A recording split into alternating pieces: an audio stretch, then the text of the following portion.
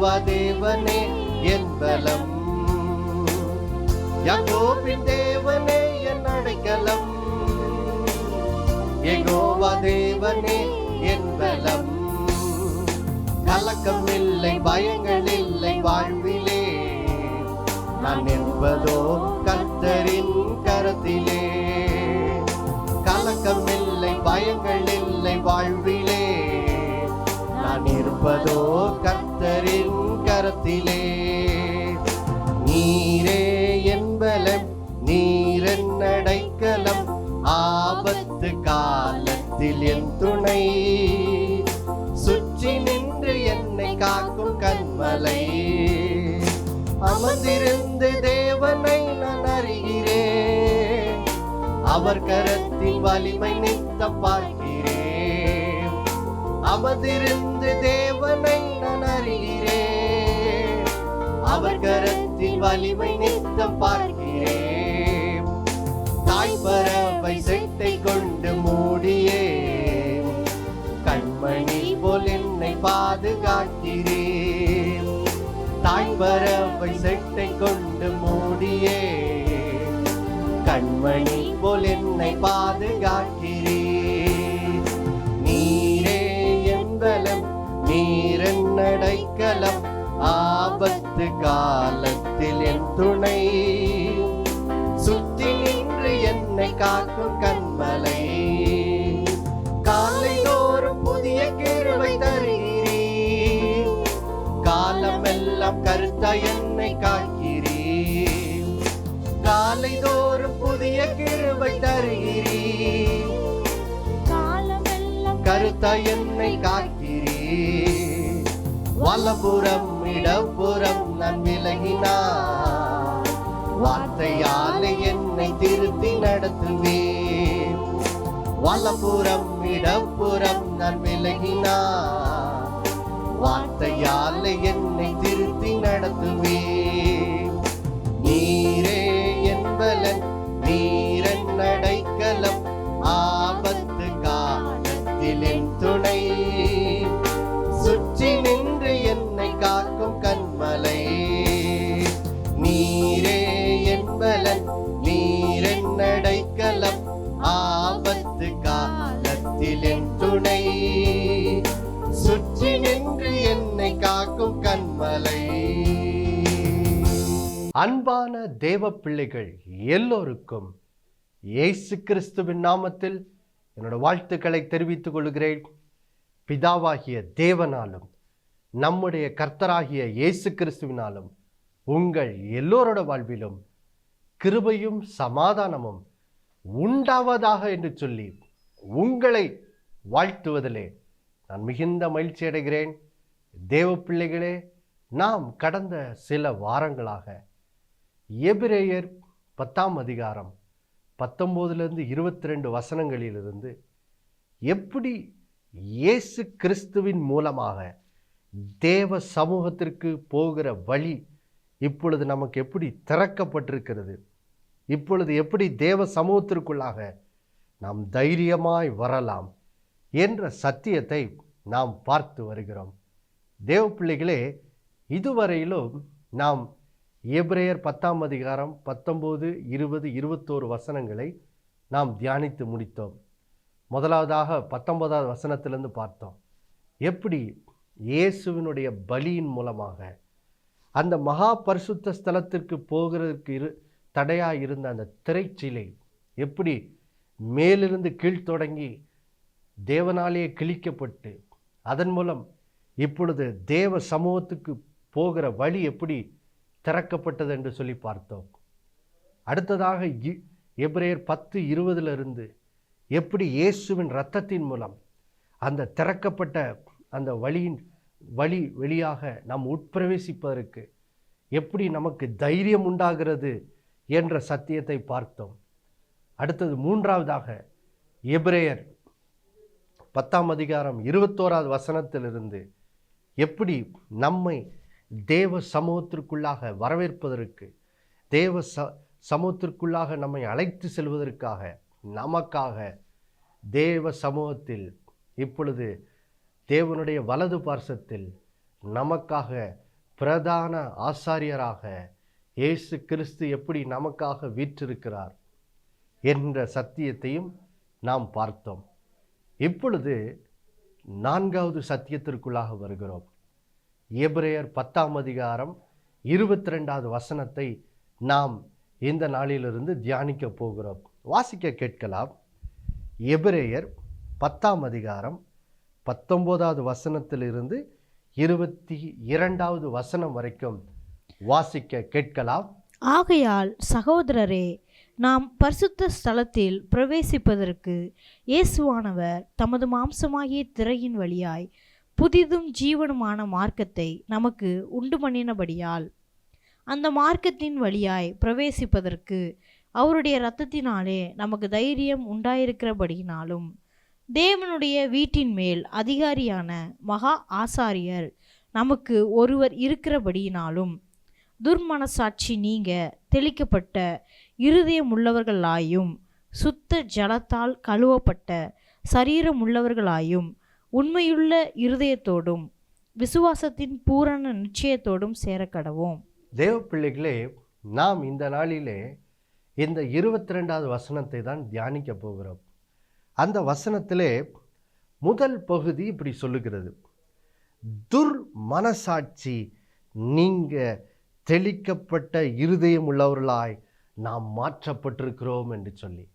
தேவ பிள்ளைகளே, பாருங்க, முதல் 3 சத்தியங்கள் எபிரேயர் 10ஆம் அதிகாரம் 19லிருந்து 21வது வசனம் வரைக்கும் தேவன் இயேசு கிறிஸ்துவை கொண்டு தேவ சமூகத்திற்குள்ளாக வருவதற்கு நமக்கு அவர் சிலுவையிலே என்ன செய்தார், அது மட்டும் இல்லை, இப்போ அந்த சிலுவையிலே அவர் நமக்காய் உண்டாக்கி வைத்த மீட்பை நம்முடைய வாழ்விலே கொண்டு வந்து சேர்ப்பதற்காக எப்படி நமக்காக தேவ சமூகத்திலே தேவனுடைய வலது பரிசத்திலே எப்படி இயேசு கிறிஸ்து நம்முடைய பிரதான ஆசாரியனாக இருந்து நமக்காக எப்படி வேண்டிக் கொள்கிறார் என்று சொல்லி பார்த்தோம்.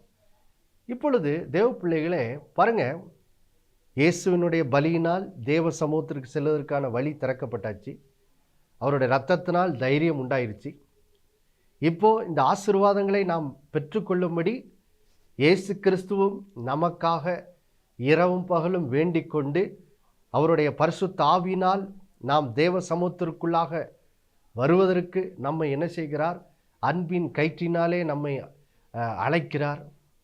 பாருங்க, இப்போ அடுத்த முக்கியமான சத்தியம் என்ன பாருங்கள் தேவ பிள்ளைகளே,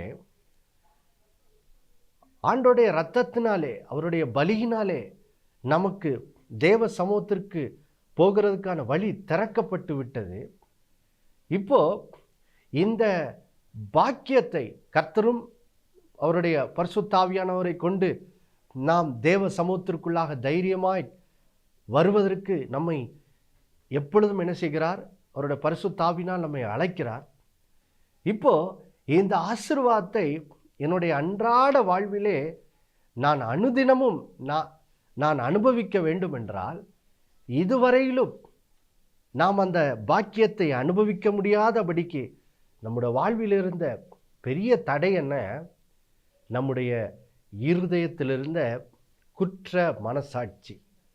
அந்த குற்ற மனசாட்சி தான் தேவ சமூகத்தை விட்டு என்னை ஓடுகிறவனாக என்ன செய்தது? மாற்றினது. அதை நாம் எங்கு வாசிக்கிறோம் பாருங்க, ஆதாமுடைய வாழ்விலே அதை வாசிக்கிறோம். பாருங்க, நாம் வாசிக்க கேட்கலாம். ஆதியாகமம் 3ஆம் அதிகாரம், ஆதியாகமம் 3ஆம் அதிகாரம் 8வது வசனமும் 9வது வசனமும் வாசிக்க கேட்கலாம். பகலில் குளிர்ச்சியான வேளையிலே தோட்டத்தில் உலாவுகிற தேவனாகிய கர்த்தருடைய சத்தத்தை அவர்கள் கேட்டார்கள். அப்பொழுது ஆதாமும் அவன் மனைவியும் தேவனாகிய கர்த்தருடைய சந்நிதிக்கு விலகி தோட்டத்தின் விருட்சங்களுக்குள்ளே ஒளித்து கொண்டார்கள். அப்பொழுது தேவனாகிய கர்த்தர் ஆதாமை கூப்பிட்டு, நீ எங்கே இருக்கிறாய் என்றார். பாருங்கள் தேவ பிள்ளைகளே, எங்கே ஆதாமும் ஏவாளும் எப்படி கர்த்தர் தங்களை பகலின் குளிர்ச்சியான வேளையில் கர்த்தர் ஆதாமும் ஏவாளையும் தேடி வருகிறார், அவர்களோடு உறவாடும்படி வருகிறார்.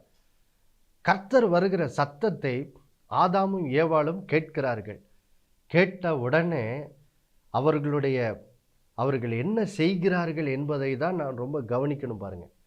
இப்போ அவங்க இதை என்ன செய்ய போகிறாங்க என்பதற்கு பின்னணி என்னவென்றால், ஆதியாகமம் 3ஆம் அதிகாரம் 5-6 வசனங்களில் அவங்க என்ன பண்ணுறாங்க, ஆண்டவரோட வார்த்தைக்கு கீழ்ப்படியாமல் போய் தேவன் விலக்கின கனியை ஆதாமும் ஏவாளும் என்ன செய்துடுறாங்க, சாப்பிட்றாங்க.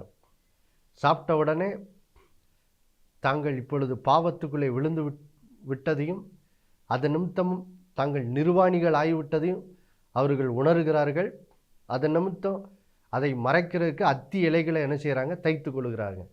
இப்போ இந்த பின்னணியில், இந்த நிலையில் இப்போ ஆதாமும் ஏவாளும் அங்கே கலங்கி பயந்து பாவத்தில் விழுந்து விட்டதுனால அங்கே கலங்கி பயந்து நின்று கொண்டிருக்கிறார்கள். இந்த சூழ்நிலையில் தான் அன்பின் கர்த்தர் ஆதாமும் ஏவாளையும் சந்திக்க என்ன செய்கிறார், வருகிறார். இப்போ கர்த்தர் வருகிறார் என்ற அந்த சத்தம் அவர்களுக்கு கேட்டவுடனே வேதம் சொல்லுகிறது, அவர்கள் பயந்து கர்த்தருடைய சந்நிதிக்கு விலகி ஓடி அவர்கள் என்ன செய்கிறார்கள், ஒளிந்து கொள்கிறார்கள். கர்த்தருடைய சந்நிதிக்கு விலகி ஓடி போய் ஒளிந்து கொள்கிறார்கள். தேவ பிள்ளைகளே, இதுதான் பாவத்தில் விழுந்த மனுஷனுடைய சுபாவமாக இருக்கிறது. எப்பொழுதெல்லாம் கர்த்தர் நம்மை தேவ சமூகத்துக்குள்ளா தைரியமாக வா என்று அழைத்தாலும் பாருங்க, இப்போ மனிதன் பாவத்துக்குள்ளே விழுந்து விட்டதனால், இப்போ அவனுக்குள்ளே ஒரு குற்ற மனசாட்சி உண்டாகி விட்டபடியினால், இப்பொழுது கர்த்தர் அவனை தேடி வரும்போது மனிதனுடைய இயல்பான சுபாவம் என்ன, அவன் கர்த்தருடைய சந்நிதிக்கு விலகி ஓடிப்போய் ஒளிந்து கொள்கிறான். அப்போது தேவ பிள்ளைகளே, ஆண்டவராகிய இயேசு கிறிஸ்துவின் பலியின் மூலமாக இப்பொழுது நமக்கு தேவ சமூகத்திற்கு போகிறதுக்கான வழி திறக்கப்பட்டாலும், அவருடைய இரத்தத்தினாலே நமக்கு தைரியம் உண்டானாலும், பரலோகத்திலே நமக்காக இயேசு இரவும் பகலும் நமக்காய் வேண்டிக் கொண்டிருந்தாலும், பாருங்க, இப்போ அந்த ஆண்டவருடைய அழைப்புக்கு நாம் கீழ்ப்படிய வேண்டும் என்றால், தேவ சமூகத்திற்குள்ளாக இப்போ தைரியமாக வா என்று சொல்லுகிற அந்த பரிசுத்தாவியின் சத்தத்துக்கு நாம் கீழ்ப்படிய வேண்டும் என்றால், முதல் காரியம் நம்முடைய இருதயத்திலே ஒரு காரியம் நடக்க வேண்டியிருக்கு பாருங்க. அது என்னது? நம்முடைய இருதயம் அந்த மனசாட்சி நீங்க பாருங்க தெளிக்கப்பட வேண்டியதாக இருக்கிறது. நம்முடைய இருதயம் சுத்திகரிக்கப்பட வேண்டியதாக இருக்குது பாருங்க.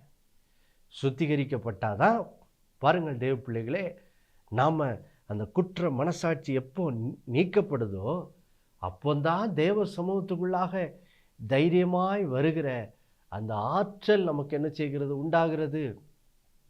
அதனால தான் தேவ பிள்ளைகளே, நாம் ரட்சிக்கப்படும் போது வாசிக்கிறோம், நமக்கு நடக்கிற ஒரு பெரிய அற்புதம் என்ன, ஆண்டவர் நம்முடைய இருதயத்தை அந்த மனசாட்சி நீங்கும்படி அவருடைய இரத்தத்தினால் நம்ம என்ன செய்கிறார், கழுவுகிறார். பாருங்கள் தேவ பிள்ளைகளே, இந்த ஆச்சரியமான காரியம் ரட்சிக்கப்படும் போது அந்த காரியம் நம்முடைய வாழ்வில் என்ன செய்கிறது, நடக்குது பாருங்க. நாம் இப்பொழுது வாசிக்க கேட்போம். எசேக்கியேல் 36ஆம் அதிகாரத்துக்கு நாம் செல்வோம் பாருங்க. எசேக்கியேல் 36ஆம் அதிகாரம், அதில் 25வது வசனம் மற்றும் 26வது வசனத்தை நாம் வாசிக்க கேட்க போகிறோம். ரொம்ப முக்கியமான வசனம் பாருங்க. எல்லாரும் நாம் இந்த வசனங்களை கவனிப்போம். எசேக்கியேல் 36, 25, 26வது வசனங்கள். அப்பொழுது நான் உங்கள் மேல் சுத்தமான ஜலம் தெளிப்பேன். நான் உங்களுடைய எல்லா அசுத்தங்களையும் உங்களுடைய எல்லா நரகலான விக்கிரகங்களையும் நீக்கி உங்களை சுத்தமாக்குவேன். நீங்கள் சுத்தமாவீர்கள். உங்களுக்கு நவமான இருதயத்தை கொடுத்து உங்கள் உள்ளத்திலே புதிதான ஆவியை கட்டளையிட்டு கல்லான இருதயத்தை உங்கள் மாம்சத்திலிருந்து எடுத்து போட்டு சதையான இருதயத்தை உங்களுக்கு கொடுப்பேன். பாருங்கள் தேவ பிள்ளைகளே, நாம் இயேசு கிறிஸ்துவை ஆண்டவராக இரட்சகராக ஏற்றுக்கொள்ளும் போது பரிசுத்த ஆவியானவர் நம்முடைய இருதயத்தில் செய்யும் ஒரு ஆச்சரியமான கிரியை தான் இங்கே என்ன செய்கிறோம், வாசிக்கிறோம். அது என்னது பாருங்க, இங்கே ஆண்டவர் சொல்கிறாரு, நாம் ரட்சிக்கப்படும் போது என்ன நடக்குதாம்? கர்த்தர் சொல்கிறாரு, நான் உங்கள் மேல் சுத்தமான ஜலம் தெளிப்பேன், நான் உங்களுடைய எல்லா அசுத்தங்களையும் உங்களுடைய எல்லா நரகலான விக்கிரகங்களையும் நீக்கி உங்களை சுத்தமாக்குவேன், நீங்கள் என்ன செய்வீர்கள், சுத்தமாவீர்கள் அப்படின்னு சொல்கிறார் பாருங்க. ஆம் பிரியமானவர்களே, நாம் பாருங்க எப்போ ரட்சிக்கப்படுகிறோமோ அப்போ பரிசுத்த ஆவியானவர் என்ன செய்கிறார், நம்முடைய இருதயத்துக்குள்ளே அந்த இயேசுவின் இரத்தத்தை நம்முடைய இருதயத்தின் மேலே என்ன செய்கிறார், தெளிக்கிறார் பாருங்க. பாருங்கள் தேவ பிள்ளைகளே, இந்த எபிரேயர் 10:22 வசனத்தின் பின்னணி என்ன பாருங்க. எபிரேயர் நிருபம் யாருக்கு எழுதப்பட்டது? 1ஆம் நூற்றாண்டிலே பாருங்க, பேதுரு முதற்கொண்ட அந்த அப்போஸ்தலர்கள் எருசலேம் பட்டணத்திலும் யூதேயா இப்படி இஸ்ரேல் தேசம் எங்கும் ஊழியம் செய்த நிமித்தம் அநேக ஆபிரகாமின் சந்ததியிலே வந்த அந்த யூத ஜனங்கள் இயேசுவை ஏற்றுக்கொண்டு தேவனுடைய பிள்ளைகளாக என்ன செய்து விட்டார்கள், மாறிவிட்டார்கள்.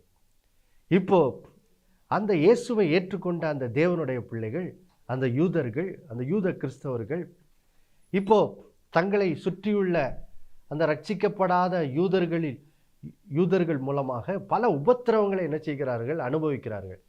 அனுபவித்த நிமித்தம் இவர்கள் மறுபடியும் தங்களுடைய பழைய வாழ்க்கைக்கே சென்று விடலாம் என்று சொல்லி அநேகர் ரட்சிக்கப்பட்ட தேவனுடைய பிள்ளைகள் ரொம்ப தங்களுடைய விசுவாசத்தை விட்டு பின்வாங்குவதற்கு ரொம்ப சோதிக்கப்பட்டாங்க பாருங்க.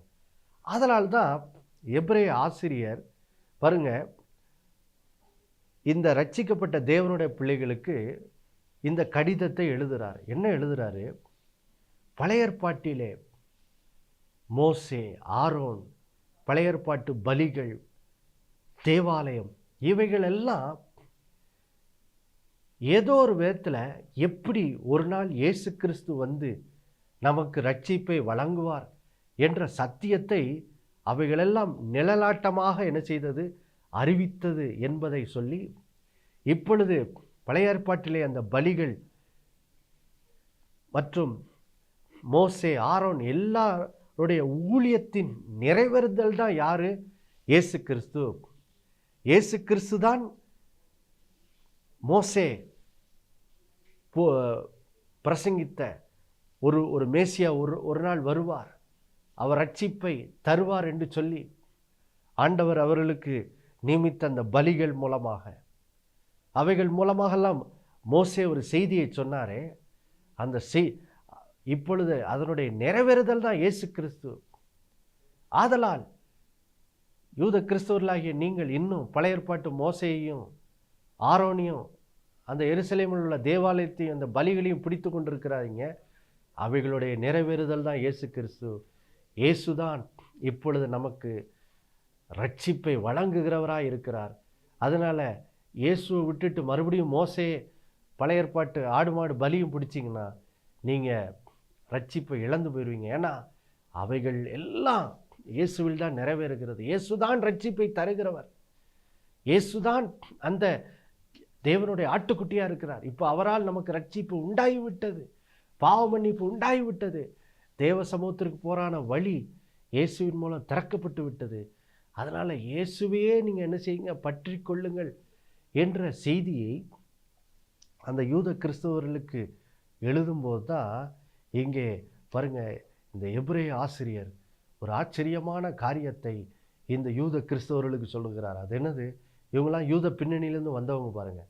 பழைய ஏற்பாட்டு காலத்தில் இந்த மனசாட்சி நீங்கி தெளிக்கப்பட்ட இருதயம் அது யாருக்குமே கிடையாது. ஏனென்றால் பழைய ஏற்பாட்டு பலிகள் ஒருபோதும் பாருங்க அதை செலுத்துகிறவர்களுடைய மனசாட்சி என்ன செய்யாது, சுத்திகரிக்காது பாருங்க. ஆனால் இயேசு கிறிஸ்துவின் பலி பாருங்க நம்முடைய மனசாட்சியை மெய்யான விதத்தில் என்னது சுத்திகரிக்கிறதா இருக்குது. அப்போது அந்த செய்தியை பாருங்க இந்த எபிரேய ஆசிரியர் இந்த யூத கிறிஸ்தவர்களுக்கு சொல்லும் போது தான் அதை சொல்கிறாரு பாருங்க. இப்பொழுது இயேசுவின் பலியினால் உங்கள் மனசாட்சி என்ன செய்யப்பட்டிருக்கு, சுத்திகரிக்கப்பட்டிருக்குது. அப்படிங்கிற அந்த நல்ல செய்தியை எபிரேய ஆசிரியர் அந்த யூத கிறிஸ்தவர்களுக்கு சொல்லுகிறாரு. இன்றைக்கு நமக்கும் அதே செய்தியை தான் என்ன செய்கிறார், சொல்லுகிறார். பாருங்க, அந்த சத்தியத்தை தான் இங்கே எசேக்கியேல்ல பழைய ஏற்பாட்டில் தீர்க்க தரிசனமாக சொல்லப்படுகிறத பார்க்கிறோம். இங்கே ஆண்டவர் பாருங்க எசேக்கியேல் மூலம் சொல்லுகிறார், ரட்சிக்கப்படாம ஒரு மனுஷனோட வாழ்க்கை எப்படி மாற்றப்படுது பாருங்க. வாழ்நாளெல்லாம் பாருங்க இந்த மனசாட்சி சுத்திகரிக்கப்படவே இல்லை. ஆனால் நாம் ரட்சிக்கப்படும் போது என்ன ஆகுது, கர்த்தர் நம்மேல் சுத்தமான ஜலத்தை, அதாவது இயேசுவின் இரத்தத்தை நம்மேல் தெளித்து அதன் மூலம் நம்மை எல்லா நம்முடைய வாழ்வில் நம்முடைய மனசாட்சியில் இருந்த எல்லா அசுத்தங்களையும் பாருங்க அவர் நீக்கி இப்போ நம்மை சுத்தமாக்கி இருக்கிறார். அதனால் நாம் இப்பொழுது சுத்தமாகி இருக்கிறோம். நாம் சுத்தமாக இருக்கிறோம். ஆம் பிரியமானவர்களே, பாருங்க இதை உறுதிப்படுத்துகிற இன்னும் 2 வசனத்தை வாசித்து நம்ம ஜெபிக்கலாம். எபிரேயர் 10ஆம் அதிகாரம் பாருங்க, நான் சொன்னேன் பழைய ஏற்பாட்டு பலிகளால் ஒரு நாளும் மனசாட்சியை என்ன செய்ய முடியாது, சுத்திகரிக்கவே முடியாது. பாருங்க, அதை நாம் எபிரேயர் 10ஆம் அதிகாரம் 1-2 வசனங்களை வாசிக்க கேட்கலாம். இப்படி இருக்க நியாயப்பிரமாணமானது வரப்போகிற நன்மைகளின் பொருளாயிராமல் அவைகளின் நிழலாய் மாத்திரம் இருக்கிறபடியால் வருடந்தோறும் இடைவிடாமல் செலுத்தப்பட்டு வருகிற ஒரே விதமான பலிகளினாலே அவைகளை செலுத்த வருகிறவைகளை ஒரு காலம் பூரணப்படுத்த மாட்டாது. பூரணப்படுத்துமானால் ஆராதனை செய்கிறவர்கள் ஒரு தரம் சுத்தமாக்கப்பட்ட பின்பு இன்னும் பாவங்கள் உண்டென்று உணர்த்தும் மனசாட்சி அவர்களுக்கு இல்லாதிருப்பதினால் அந்த பலிகளை செலுத்துகிறது நிறுத்தப்படும் அல்லவா? பாருங்கள் தேவ பிள்ளைகளே, பழைய ஏற்பாட்டு காலத்தில் பாருங்க வருஷத்துக்கு ஒரு முறை இஸ்ரேல் தேசத்திலே பாவ நிவர்த்தி நாள் என்று சொல்லி பாருங்க அது கொண்டாடப்பட்டது. அந்த நாள் அன்றைக்கு பாருங்க இஸ்ரேல் தேசத்து ஜனங்கள் எல்லாருடைய பாவங்களுக்காக அந்த நாளிலே பாவ நிவர்த்தி என்ன செய்யப்பட்டது. இப்படி வருஷம் அதே பலி செலுத்தப்பட்டு கொண்டே இருந்தது. பாருங்க, அதன் மூலம் பரிசுத்த ஆவியானவர் அந்த ஜனங்களுக்கு என்ன நினைப்பூட்டினார் பாருங்க. அந்த பலி பாருங்க, அந்த பழைய ஏற்பாட்டிலே செலுத்தப்பட்ட அந்த ஆடு மாடு அந்த பலிகள் ஒரு நாளும் கர்த்தரை ஆராதிக்க வந்த அந்த ஜனங்களுடைய மனசாட்சியை ஒரு நாளும் அது என்னது சுத்திகரிக்கவே இல்லை.